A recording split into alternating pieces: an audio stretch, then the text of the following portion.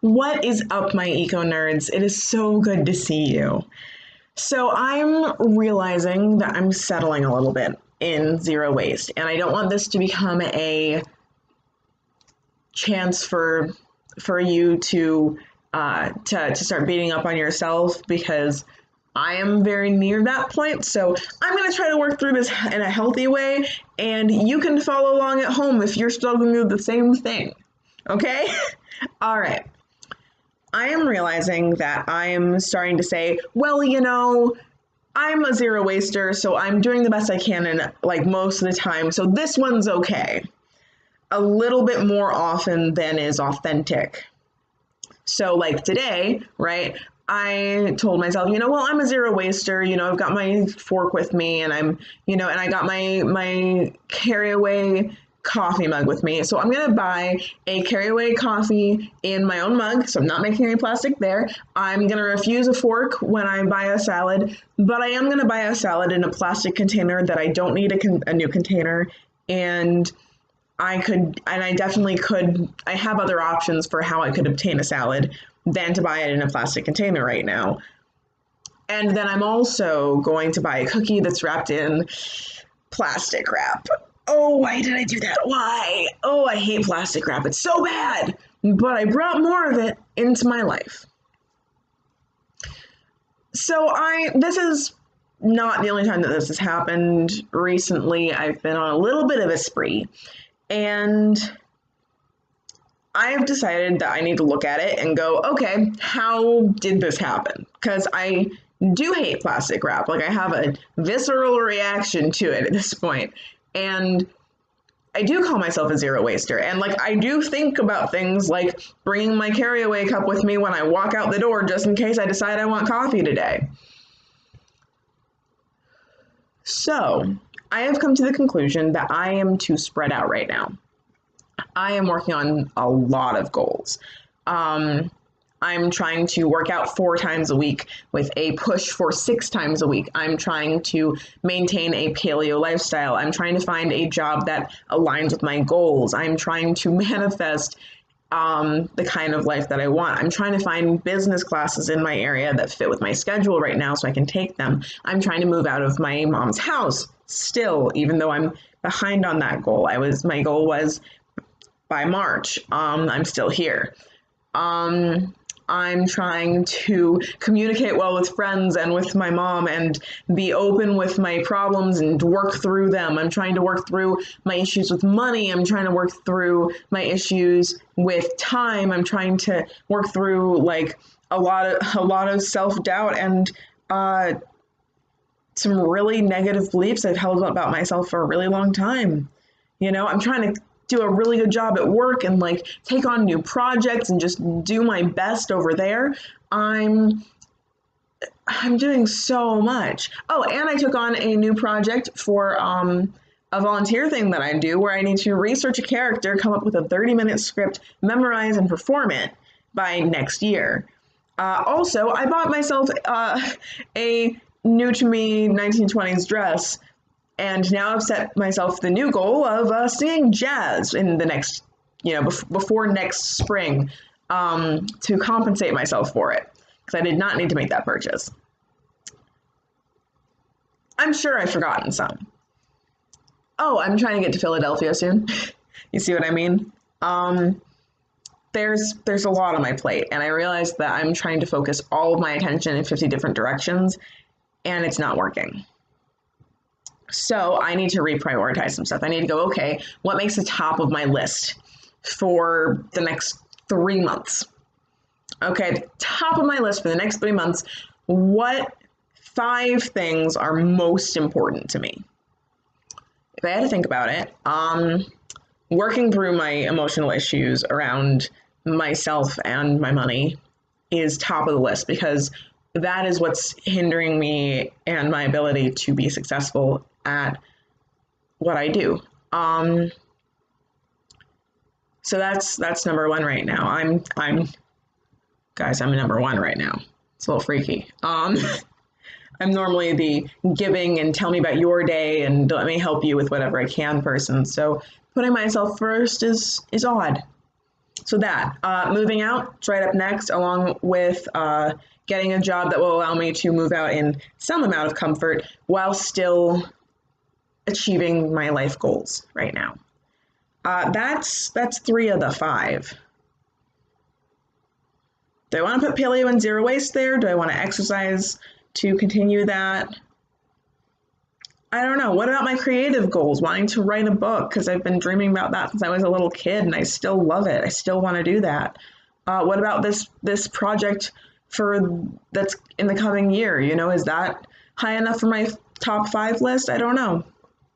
I don't have all the answers yet, but it's something that I'm working through right now. I know that I definitely want to keep up with my health, you know, and I know that I definitely want to like strive for as little waste as possible, especially because like that's so central to my values, you know?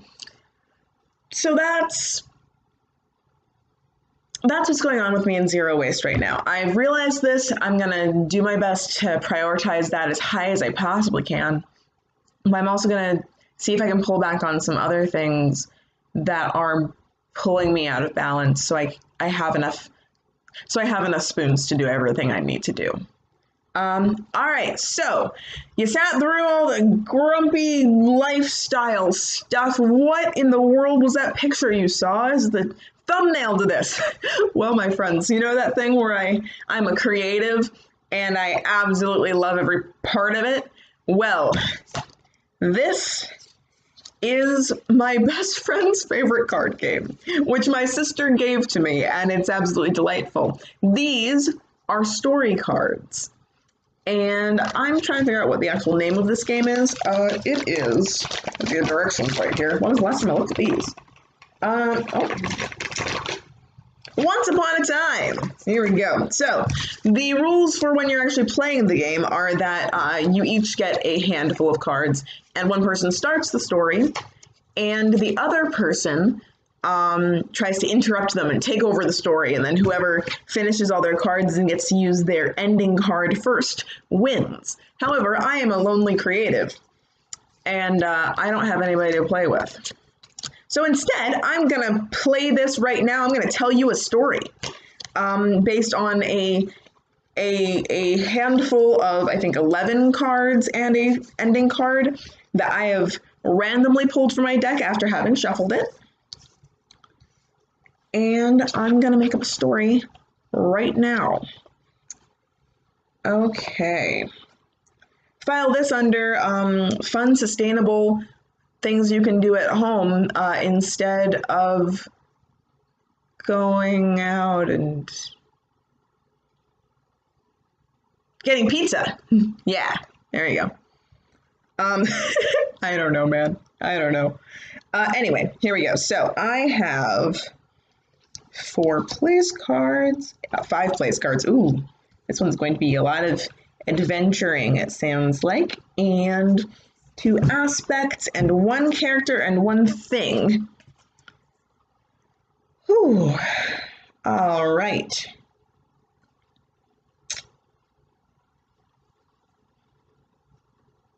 If I can, I'll cut out some of this blank space. But let's see what we can do.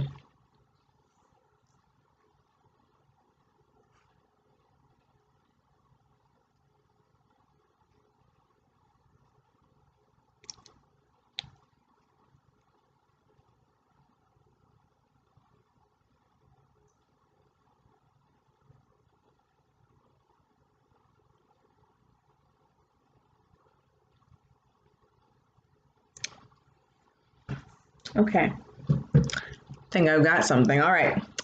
Once upon a time, there was a child. And this child was a bright and cheerful little girl by the name of Sim.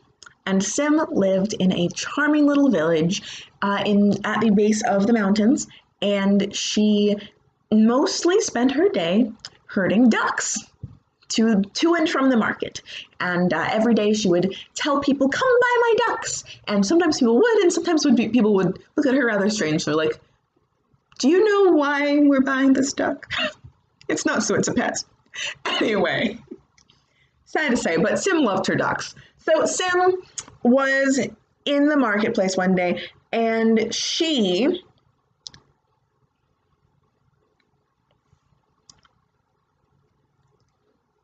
was sitting with her ducks when one of them scampered off. And she, of course, didn't want her duck to escape, so she chased after it, like little girls do. And she chased it all the way to the other side of the market, where she really never wandered much because she was very busy selling her ducks. Well, the duck completely got away. She lost that duck forever. It was gone. But what she found instead was a group of people around a fire. And all the people were trading different items around the fire. And what they would do is they would hold an item, and then they would either pass the item on to the next person, or they would keep it and then step out of the circle. And then everyone who came into the circle had to bring something. So they would bring their thing into the circle, and then they would start to pass until they found something they liked.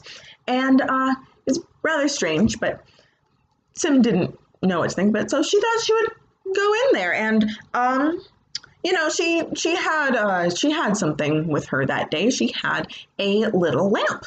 So she passed along her little lamp to the person next to her, and who was a little person with a little goatee beard, and like looked at her rather inquisitively and was like, "Why did you hand me this lamp?" And she's like, "It's what I got. What you doing?" So she passed her lamp to the little person with the little goatee, and the person with the goatee was quite delighted. He was quite happy to receive a lamp and stepped out of the circle. And when Sim looked to her right, where things were coming in, she was given a little chest.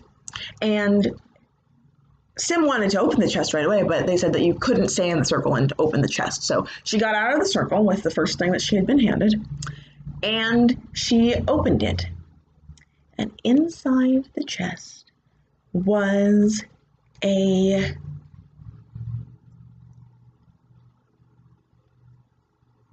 very small key. I would have been interrupted there in the real game, but that's okay. So she found a very small key in the little chest, and she didn't know what it was for, but you know, she put it back in its little chest, and she went back to her ducks, and then she wandered on the way home. Unfortunately, she had just traded away her lamp, and the road back home became darker and darker and darker. And Sim very soon lost her way. And Sim wandered right off the trail and into the dark, dark forest. And when she came out of the forest, she thought she had made it home, but instead she had found a different village. And the village looked just like her home, so she started wandering into it, and she started, you know, trying to find her house, but her house wasn't there. And it was very dark, and Sim began to be very frightened, and her little ducks were not very happy to have been kept out so late, so they started making noises and looking kind of nervous. And as Sim continued, she eventually came around to where the marketplace should have been in her village, and instead what she found was a ruined castle. There we go. It was a ruin, and it was a ruin in the place of where the market should have been. Well, she didn't really know what she should do, so she went in, you know, hoping to maybe find somebody who was an adult and who could help her find where she was supposed to be. And she went in, and she found a staircase, and she wandered up the staircase. And at the top of the staircase, there was a door, a locked door with a very, very small keyhole. And Sim had just a little inkling, so she reached back into her little bag and pulled out the little chest and took out the little key she had been given, and she put it into the lock, and she turned it, and the door swung open. And Sim, without really looking where she was going, stepped straight through the door and fell right into a hole. And she screamed as she went down into the hole until she plunked into a very large something of water. She didn't know what. So she plunked and then she came back up, and thankfully she didn't hit her head on anything. And she like scrambled out of the very large, deep puddle thing that she would fallen into, and found herself in a dungeon. Oh, this is getting trippy. This is weird. I hope I can wrap this up.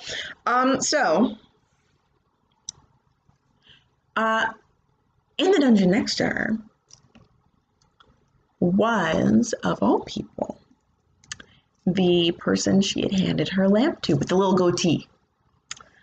And he said, "You've gone very far from home. Did you by chance get handed my key? My key to this place? Oh, didn't you know this place is my home? This place is my home. I live here. But I misplaced my key, and in the circle we were all passing things, and I passed it along just to see what would come through my hands." Sim thought that was rather strange. So she answered that yes, she had gotten his key, but now it was all the way up there, and she didn't know how to get back up. And he looked very annoyed at her. I actually needed that key back very much. It doesn't only go to that door, but in fact, the door to the best way to get back up to the normal world. You'll have to come along with me, and we'll both have to go through the long way. Sim didn't like the way that he said the long way, but seeing as he seemed to know this horrible, weird place that she had ended up in, it was very dark, and her mother would be waiting for her soon. Sim decided to get up and follow the man who was holding her own little lamp, and see what would happen when she followed him through the darkness in the dungeon. Unfortunately, I actually have to run, so this will be part 1 of a 2-part tale, but that was all made up right before your very eyes as I pulled different cards together. So I hope you enjoyed that. It's a very long video, but I hope you enjoyed the story as it has progressed so far, and I will see the rest of y'all real soon. All right, you know what to do, eco nerds. Stay sustainable, adorkably. Bye.